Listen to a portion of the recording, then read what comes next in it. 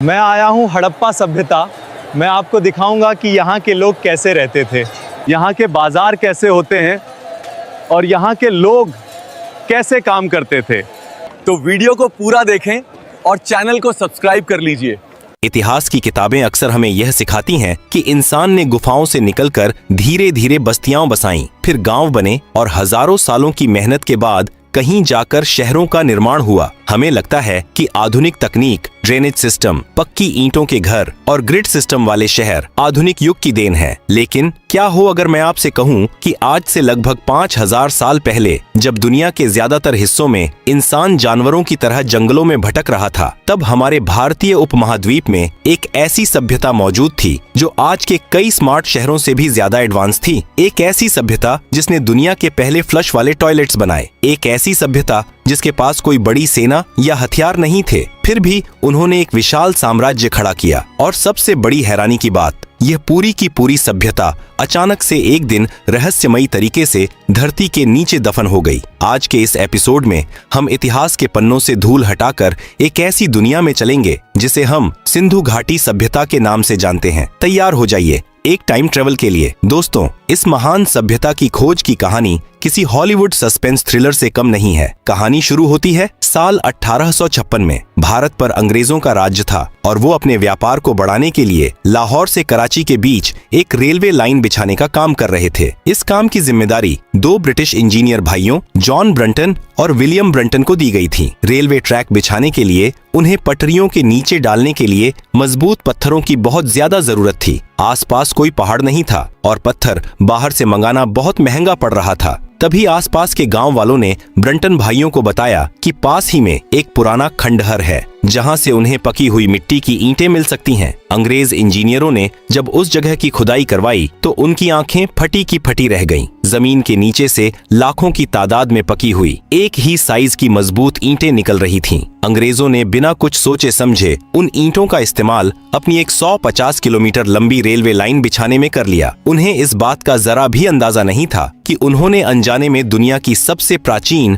और सबसे महान सभ्यताओं में से एक के अवशेषों को हमेशा के लिए नष्ट कर दिया था। वो जगह कोई और नहीं बल्कि प्राचीन शहर हड़प्पा था। 1920 के दशक में भारतीय पुरातत्व सर्वेक्षण के sir John Marshall, Dayaram Sahni और राखालदास बनर्जी ने जब हड़प्पा और मोहनजोदड़ो यानी मुर्दों का टीला की खुदाई की तो दुनिया के होश उड़ गए। जब इन दोनों जगहों की खुदाई गहराई से हुई तो जो कुछ भी जमीन के नीचे से निकला उसने पूरी दुनिया के इतिहासकारों के होश उड़ा दिए। 24 सितंबर 1924 को सर जॉन मार्शल ने दुनिया की सबसे मशहूर पत्रिका द इलस्ट्रेटेड लंदन न्यूज में एक आधिकारिक घोषणा की। उन्होंने दुनिया को बताया कि भारत का इतिहास 2000 साल पुराना नहीं है, बल्कि हमने एक ऐसी सभ्यता खोज निकाली है जो कम से कम 5000 साल पुरानी है। यह सभ्यता मिस्र और मेसोपोटामिया की सभ्यताओं के ही समकालीन थी, लेकिन क्षेत्रफल में उन दोनों से भी बड़ी थी। आज की तारीख में यह सभ्यता पाकिस्तान, पश्चिमी भारत और अफगानिस्तान के कुछ हिस्सों तक फैली हुई पाई गई है। अब तक इसकी 1400 से ज्यादा साइट्स खोजी जा चुकी हैं, जिनमें से 900 से ज्यादा तो सिर्फ भारत में ही हैं। राखीगढ़ी, धोलावीरा, कालीबंगन, लोथल, ये नाम उस दौर के महानगर हुआ करते थे।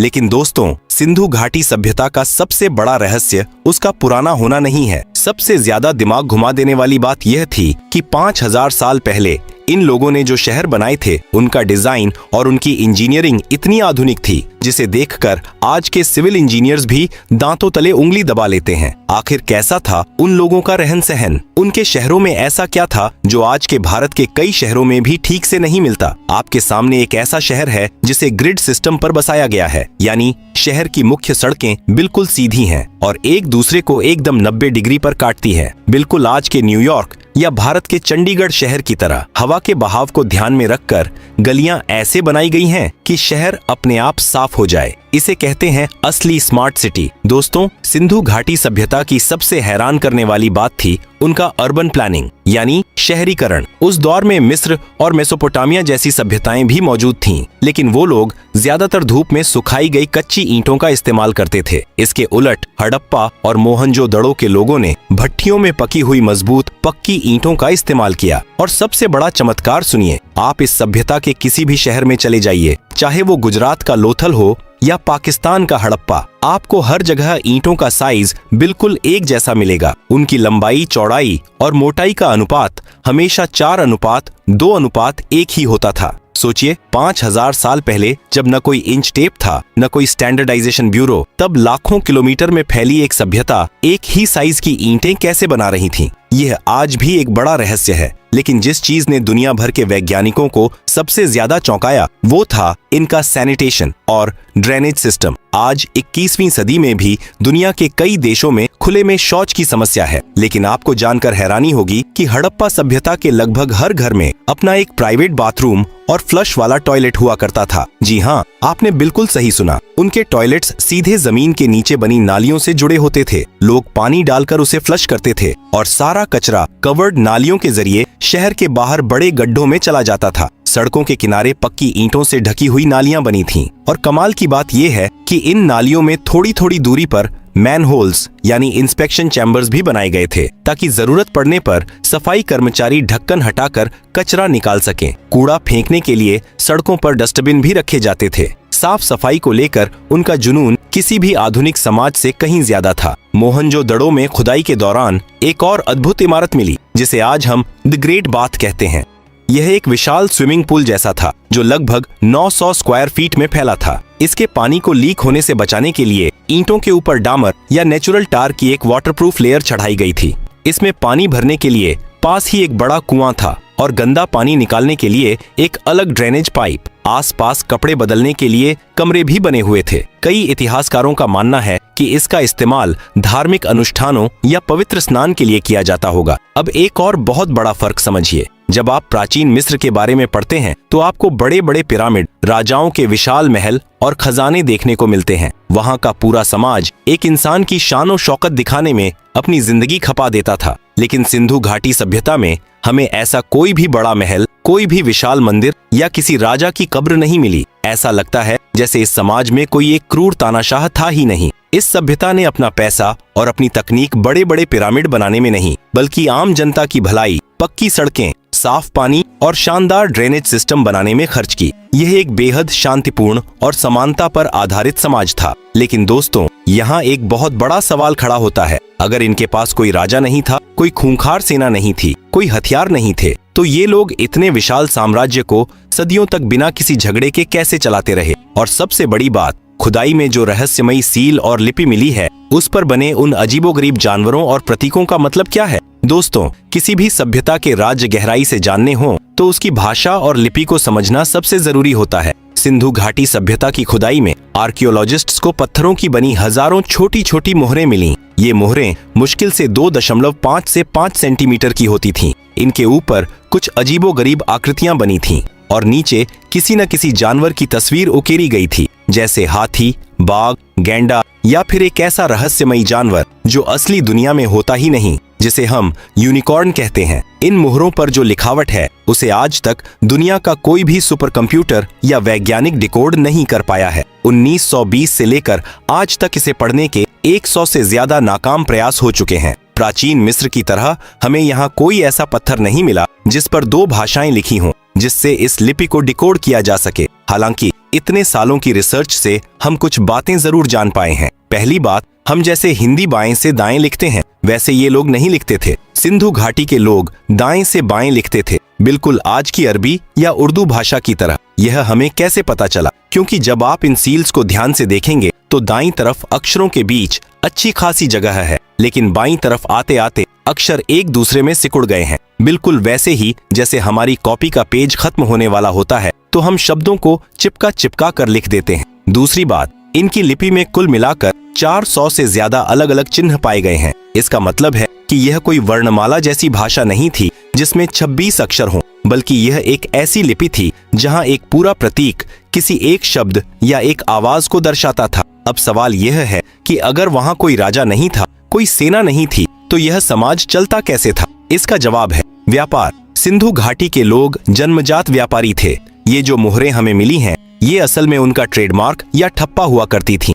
जब वो अपना सामान बोरियों में पैक करते थे तो उस पर गीली मिट्टी लगाकर अपनी मुहर से ठप्पा मार देते थे ताकि रास्ते में कोई सामान से छेड़छाड़ न कर सके। और उनका व्यापार कोई छोटा मोटा नहीं था। इराक और ईरान की प्राचीन साइट्स पर जब खुदाई हुई तो वहां सिंधु घाटी की मोहरें मिली। यानी आज से 5000 साल पहले हमारे जहाज समुद्र के रास्ते मिडिल ईस्ट तक व्यापार कर रहे थे। उनका नापतोल का सिस्टम इतना एडवांस था कि उन्होंने पत्थरों के बाट बनाए हुए थे जो 16 के अनुपात में चलते थे, जैसे 1, 2, 4, 8, 16, 32, 64। दोस्तों, क्या आपको इसमें कुछ जाना पहचाना लग रहा है? जी हाँ, आज से कुछ दशकों पहले तक भारत में जो मुद्रा चलती थी उसमें 16 आने का मतलब 1 रुपया होता था। यह 16 का गणित भारत की रगों में शायद 5000 साल पहले सिंधु घाटी सभ्यता से ही बसा हुआ है। इतिहास गवाह है कि जब भी कोई सभ्यता अमीर होती है तो उस पर हमले होते हैं और खुद को बचाने के लिए विशाल सेनाएं और खतरनाक हथियार बनाए जाते हैं। रोमन एम्पायर हो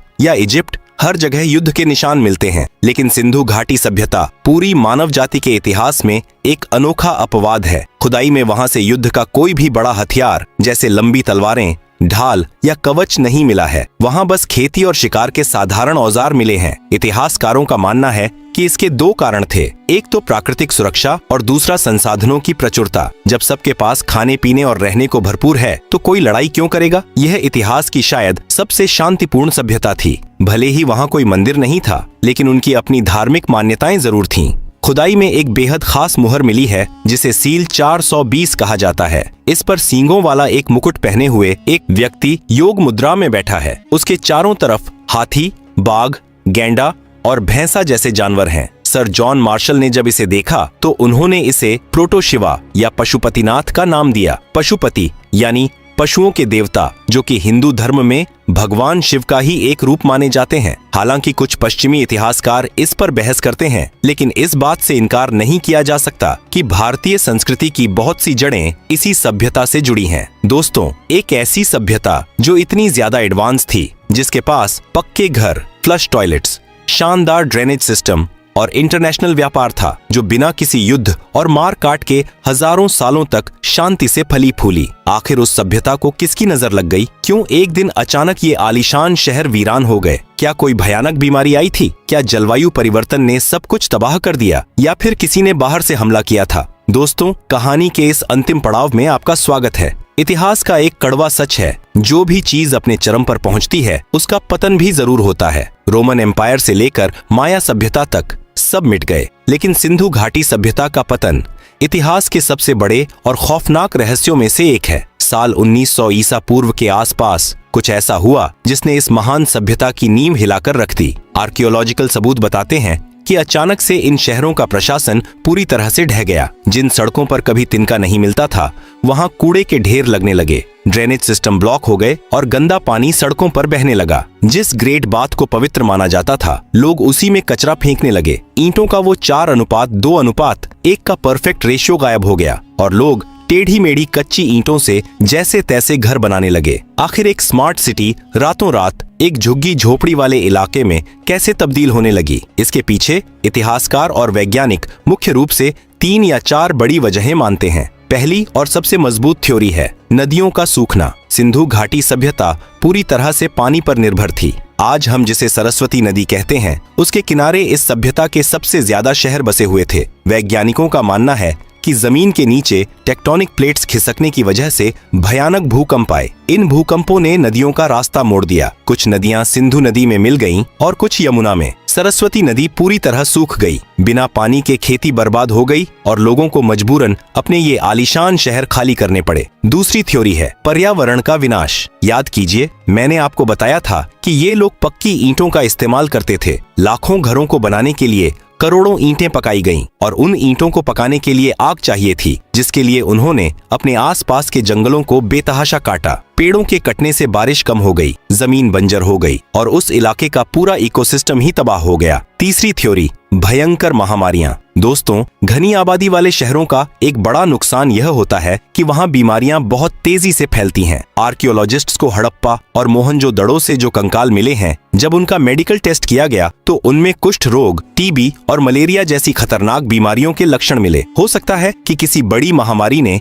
इनकी ज्यादातर आबादी को एक झटके में खत्म कर दिया हो। बिल्कुल वैसे ही जैसे हाल ही में कोविड ने तबाही मचाई थी। चौथी और सबसे विवादित थ्योरी, आर्यन इन्वेजन थ्योरी। सालों तक पश्चिमी इतिहासकारों ने हमें यह पट्टी पढ़ाई कि इस सभ्यता का अंत आर्यों के आक्रमण की वजह से हुआ। उनका कहना था कि मध्य एशिया से गोरे रंग के आर्यन लोग घोड़ों और रथों पर सवार होकर आए और उन्होंने सिंधु घाटी के काले लोगों को मार काट कर उनकी सभ्यता नष्ट कर दी। लेकिन दोस्तों, आज के आधुनिक विज्ञान और रिसर्च ने इस थ्योरी की धज्जियां उड़ा दी हैं। यह थ्योरी अंग्रेजों ने अपनी औपनिवेशिक मानसिकता के तहत घड़ी थी। अंग्रेज यह मानने को तैयार ही नहीं थे कि जब यूरोप के लोग जंगलों में रह रहे थे, तब भारत के काले सांवले लोग इतने एडवांस शहर कैसे बना सकते हैं। इसलिए उन्होंने कह दिया कि यह ज्ञान भी बाहर से गोरे लोगों ने ही ला कर दिया होगा, जबकि खुदाई में किसी भी शहर से युद्ध, किसी बड़े जनसंहार या सामूहिक हथियारों का कोई सबूत नहीं मिला है। यह थ्योरी आज पूरी तरह से एक झूठा मिथक साबित हो चुकी है। तो आखिर में हुआ क्या? सिंधु घाटी सभ्यता के लोग रातों रात हवा में गायब नहीं हुए।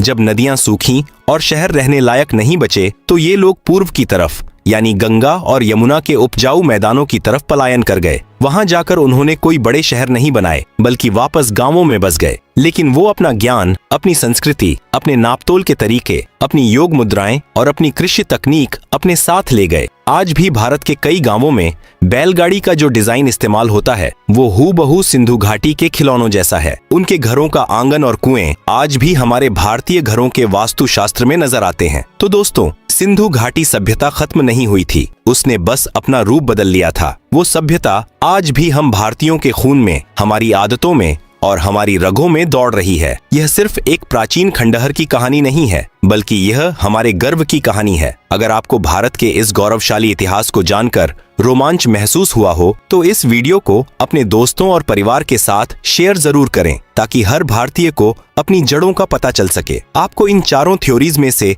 कौन सी थ्योरी सबसे ज्यादा सही लगती है, मुझे कमेंट्स में जरूर बताएं। चैनल को सब्सक्राइब करना न भूलें, ताकि हम ऐसे ही इतिहास के पन्नों से आपके लिए अनसुनी कहानियां लाते रहें। तब तक के लिए हमेशा कुछ नया सीखते रहिए और अपनी जिज्ञासा को जिंदा रखिए। जय हिंद।